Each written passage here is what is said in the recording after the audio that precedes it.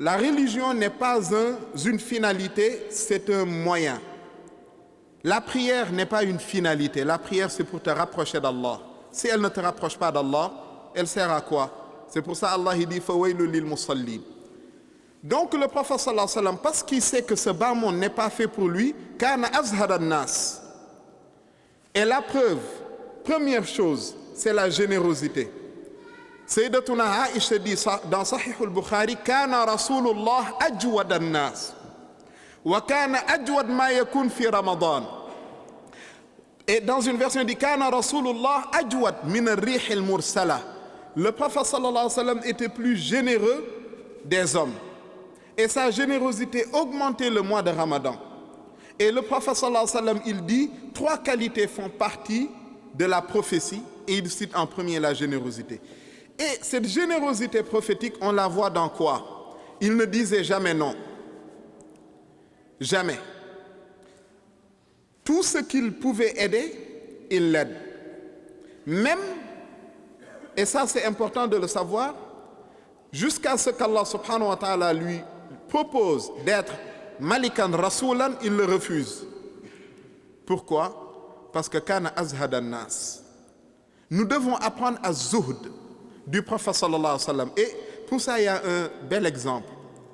C'est le jour que le prophète a rencontré Allah. Il a fait le voyage nocturne, Isra wal Mi'raj. Arrivé, avec tout ce qui s'est passé, un homme qui a eu la consécration, qui a atteint au-dessus des 7 cieux, qui a parlé avec son Seigneur, qui a reçu sa bénédiction et les 5 prières, Shaitan s'est dit maintenant il faut que je l'attaque. Le lendemain, quand le prophète a quitté donc la nuit le voyage, Shaitan part à sa rencontre. Quand il l'a vu, le prophète était sur son âne. Shaitan a fait demi-tour. Car un homme, malgré tout ce qu'il a vu dans la spiritualité, il n'a rien à faire que monter un âne. C'est que lui, il n'est pas habité par l'amour de la vie. Maintenant, quand tu es musulman, pratiquant, la première chose qui compte, c'est le chapeau, comment tu portes le chapeau, c'est l'habit, c'est le portable, c'est les masha'Allah, les subhanallah, mais dans notre intérieur, il n'y a que l'amour de la vie. Donc, hubbud dunya, le prophète il dit, c'est le début de tout péché. Donc, walal akhiratu khayrun laka min al-ula. Et deuxième chose, Allah lui dit, wala sawfa yu'tika rabbuka fatarda. Wala sawfa yu'tika rabbuka fatarda. Allah te donnera jusqu'à ce que tu sois content. Et là, il faut qu'on s'arrête un peu là-dessus. Car quand ce verset est descendu, le prophète a dit, wa kayfa arda. Ô Seigneur, comment veux-tu que je sois content alors qu'un membre de ma communauté est en enfer? Et Allah lui répond, comme il est dans Sahih al-Bukhari, Inna lan nukhzika fi ummatik. Nous ne te montrerons jamais du mal sur ta communauté. Inna lan nukhzika fi ummatik. Wala sawfa yu'tika rabbuka fatarda. Et la plus grande chose qu'Allah a donnée au prophète sallallahu alayhi wa sallam, on l'appelle ash-shafa'a, l'intercession. Et le prophète sallallahu alayhi wa sallam a 8 intercessions que lui seul détient. Le premier, c'est ash-shafa'atul kubra. Ash-shafa'atul kubra, il intercède en faveur de toutes les créatures, les hommes et les djinns, les croyants et les non-croyants.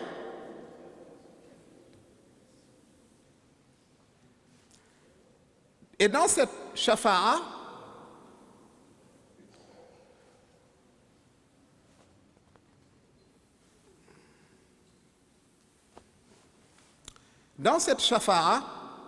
il est venu dans le hadith de Muslim, le prophète sallallahu alayhi wa sallam, toutes les créatures réunies,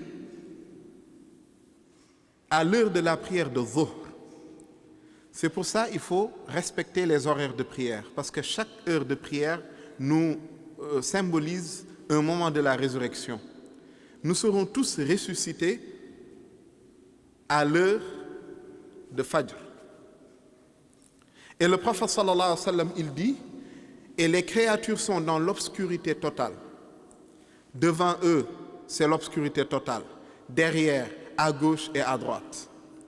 Et le prophète, il dit, et ils sont ressuscités à poil. Et les pieux porteront des habits ainsi que les prophètes. Et le premier qui portera un habit sera Sayyidina Ibrahim. À l'heure de la prière de Fajr, on est tous ressuscités. Et Allah met dans notre instinct la fuite vers une terre qui a été préparée pour la résurrection, pour le jugement. Et tout le monde doit fuir. Et l'enfer poursuit chacun. Et le prophète sallallahu alayhi wa sallam, il dit, il y a des hommes qui auront de la lumière devant eux, mais pas derrière. D'autres devant et derrière. D'autres devant et derrière, mais pas à gauche et à droite. D'autres à droite et à gauche, mais pas devant. Et là, les hypocrites vont dire, Lilladhina amanu nzuruna naqtabis min nurikum. Regardez-nous pour qu'on puisse profiter de votre lumière. Et Allah dit dans le Coran, Yas'a nuruhum bayna aydihim wa bi aymanihim yaquluna rabbana atmim lana nurana. Ils diront, ô Seigneur, parachève notre lumière pour qu'on puisse avoir de la lumière partout. Ça, c'est à l'heure de la prière de Fajr. Comme si Allah subhanahu wa ta'ala voulait nous dire, si vous voulez, dans votre résurrection, voir tout clair, la lumière vous guide, n'abandonnez jamais la prière de Fajr à l'heure. Et quand ils vont fuir, ils vont arriver à une terre qui a été préparée pour la résurrection. Ne demande pas comment, car ça rentre dans l'invisible. Une fois arrivé, le prophète sallallahu alayhi wa sallam, il dit, les djinns vont entourer les hommes, ils sont beaucoup plus nombreux, ya ma'shar al-jinni qad istakthartum min al-ins, comme le dit le Coran. Puis les habitants du premier ciel font le tour des hommes et des djinns, puis ceux du deuxième ciel, du troisième jusqu'à la fin. Et là, le soleil tombe à la portée des mains. Et les péchés se traduisent en eau. Il y en a qui auront les jambes dans l'eau, d'autres jusqu'ici, d'autres vont être totalement noyés dans leurs péchés. Et Allah refuse de débuter le jugement. Et même les enfants, Allah subhanahu wa ta'ala, il dit Yawman yaj'alul wildana shiba. Un enfant qui vient de naître va avoir les cheveux blancs, s'il aurait vu ce jour-là. Et là, toutes les créatures vont se regrouper. Mais avant de se regrouper, Allah va sélectionner 7 catégories de personnes, comme le hadith de Bukhari l'indique, qui seront sous l'ombre du trône d'Allah. Comme si Allah subhanahu wa ta'ala nous lançait un message, lorsque le soleil est au-dessus de vos têtes, souvenez-vous qu'un jour viendra, vous serez devant moi. Aujourd'hui, tu as la possibilité de prier ou de ne pas prier, selon ta décision, mais devant moi, il n'y aura plus d'échappatoire. Souviens-toi d'Allah lors de la prière de Dhuhr. Fais-le afin que le jour de la résurrection, en ce moment-là, tu seras sous l'ombre du trône d'Allah. Et ceux qui ne seront pas sous l'ombre du trône d'Allah vont faire une délégation. Ils vont voir Sayyidina Adam.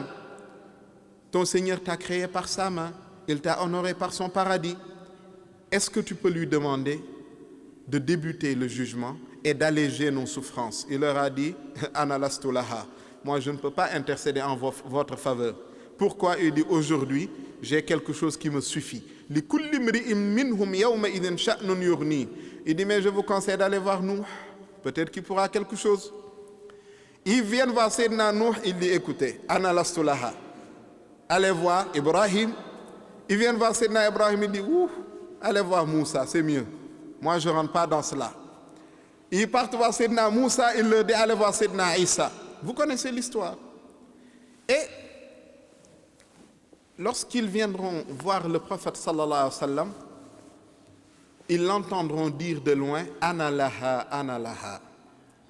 Et il va aller se prosterner pendant 1000 ans, dans lesquels il implorera Allah par des moyens qu'aucun n'a utilisés auparavant, ni ange ni prophète.